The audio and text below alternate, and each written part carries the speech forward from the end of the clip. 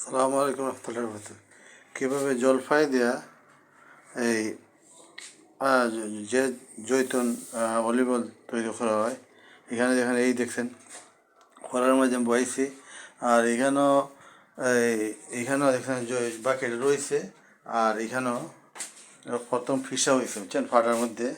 এরপরে হলো blunder, blunder ব্যবহার করেছে বুঝছেন। এই দেখেন ব্লান্ডার বুঝছেন, এই ব্লান্ডার ব্যবহার হয়েছে। আর আমি 3 কেজি প্রায় জলফুই আনছি বুঝছেন, যেটা অলিভ আমি কিনে আনছি বাজার থেকে, সস্তায় জন্য কিনে আনছি। আর আমি তো বাইরে আসলাম, কীভাবে তেল তৈরি করতে হয় এটা আমার জানা আছে। ইনশাল্লাহ আপনারা দেখবেন পরবর্তী কীভাবে তেল তৈরি হয় আমি আপনাদেরকে জানাবো। ওকে, ধন্যবাদ। আমার চ্যানেল সাবস্ক্রাইব ও লাইক, কমেন্ট ও শেয়ার করুন। ওকে, ধন্যবাদ।